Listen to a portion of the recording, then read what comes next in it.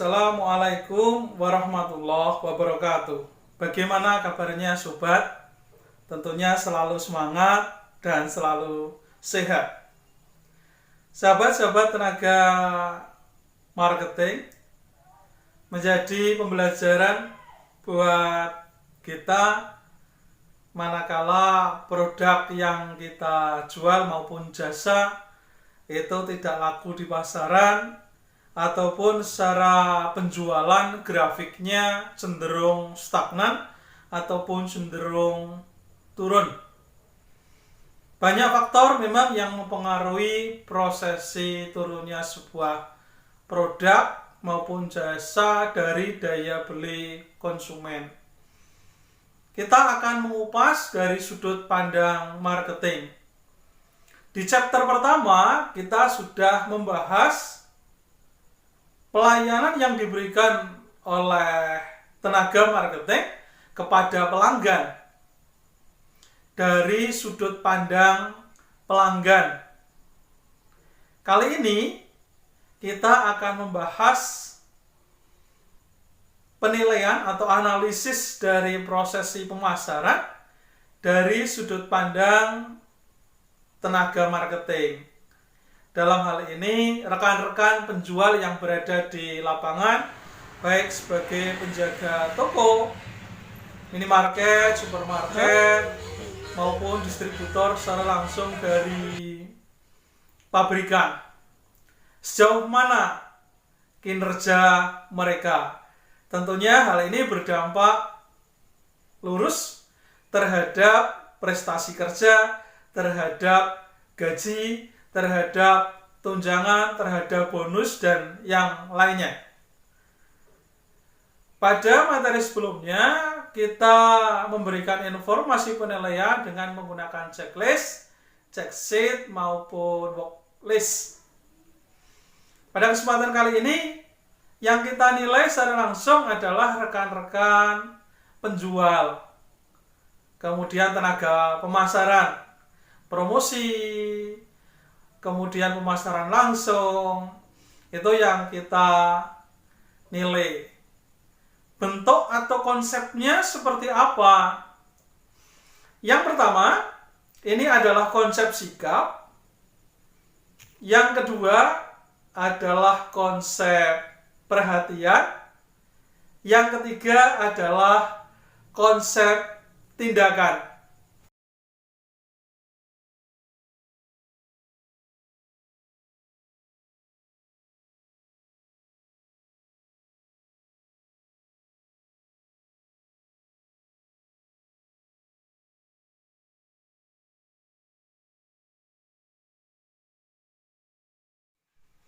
Yang pertama adalah konsep sikap.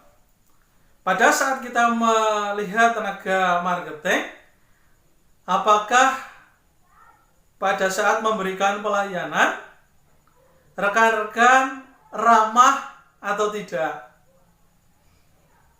Kemudian yang berikutnya adalah memberikan pelayanan dengan penuh perhatian atau tidak? Nampak pada saat mereka memberikan pelayanan kepada nasabah, kepada pelanggan, kepada pembeli. Kemudian penilaian yang berikutnya, apakah bangga terhadap perusahaan? Ada beberapa tenaga marketing itu justru pada saat memberikan pelayanan kepada nasabah, kemudian kepada konsumen, itu justru menunjukkan bahwa tenaga pemasar ini tidak merasakan adanya kepuasan, kebanggaan mereka bekerja di situ. Lebih-lebih ada beberapa di antaranya malah mengarahkan untuk membeli produk yang lain, membeli dari perusahaan yang lain, membeli dari toko yang lain. Ini patut digarisbawahi buat rekan-rekan yang berada di lembaga penelitian di perusahaan tersebut. Apabila menemukan tenaga marketing yang seperti itu, segera diberikan peringatan dan selanjutnya untuk diberikan pembinaan. Kemudian di konsep sikap ini dapat kita lihat apakah tenaga marketing kita berpenampilan menarik, sopan atau tidak. Saat kita menjual produk otomotif, banyak perusahaan dengan begitu menunjukkan performan penjualnya. Tentunya di situ yang menarik buat calon pembeli. Dilihat dari performanya, penampilannya. Ajining diri jalaran Sokolati, ajining rogo jalaran Soko Busono, ajining jiwa jalaran Soko Rupo Pasuryo. Konsep orang Jawa seperti ini memberikan informasi kepada kita bahwa tenaga marketing dapat dihargai dari suaranya, dari lesannya, kemudian dari atribut yang dikenakan. Tentunya rekan-rekan sales itu dapat memberikan penampilan yang terbaiknya agar konsumen dapat tertarik. Dan ini tentunya disesuaikan dengan norma yang berlaku di lingkungan tersebut. Begitu juga disesuaikan dengan produk maupun jasa yang dijual. Sebagai contoh, misalnya di lembaga pembiayaan keuangan syariah, maka tenaga penjualnya idealnya yang bersyar'i. Kemudian tenaga penjual untuk pelangsing tubuh, idealnya juga yang mempunyai tubuh yang bagus. Pegawai adalah citra dari perusahaan, termasuk di dalamnya adalah tenaga marketing. Bagaimana penampilan mereka itu cerminan dari sebuah perusahaan. Lebih-lebih perusahaan yang bonafit, tentu tenaga marketingnya benar-benar dijaga. Semuanya harus protokoler, semuanya harus prosedural, sesuai dengan standar operasional prosedur yang sudah dibakukan oleh perusahaan tersebut. Konsep yang kedua adalah konsep perhatian. Bagaimana seorang tenaga penjual dapat kita lihat apakah mengucapkan salam, senyum, sopan, salam, menyapa terlebih dahulu kepada konsumen. Selamat pagi Bapak, selamat pagi Ibu. Contohnya pada saat saudara ke perbankan, lembaga keuangan, seorang satpam begitu kita sudah masuk, kemudian kita hadir, kita nampak, kita pasti langsung disambut dengan salam. Dibukakan pintu, kemudian diarahkan. Setelah itu, ketemu dengan teller misalnya, maka di situ seorang teller juga mengucapkan salam. Yang berikutnya adalah memahami keinginan konsumen. Apakah seorang tenaga pemasar yang berada di lapangan itu memahami keinginan konsumen? Kalau misalnya di pelayanan perhotelan, pada saat customer itu hadir, pengguna jasa hotel tersebut hadir, disambut oleh resepsionis, resepsionis akan menyampaikan apa saja produk-produk yang dijual. Konsumen akan memilih layanan apa yang dibutuhkan. Kemudian dapat nampak lagi pada konsep perhatian, yaitu pelayanan yang tepat. Pelayanan yang tepat, sebagai contoh pada saat di supermarket, manakala ada pembeli yang hadir kemudian memilih barang elektronik, tentunya rekan-rekan penjual dapat secara langsung menunjukkan produk-produk elektronik yang ada di situ, tanpa harus menjatuhkan produk-produk yang lain. Jadi berikan keleluasan oleh konsumen untuk memikirkan produk apa yang nantinya akan dibeli. Kemudian selain pelayanannya tadi tepat, pelayanannya juga cepat. Begitu ada konsumen yang akan membeli produk maupun jasa, nampak dengan sigap, dengan cepat akan memberikan informasi kebutuhan apa yang akan dibutuhkan atau yang dibeli. Konsumen adalah raja. Melihat slogan tersebut, seorang penilai atau asesor dengan cepat bisa melihat apakah tenaga marketing itu bisa memposisikan seorang konsumen.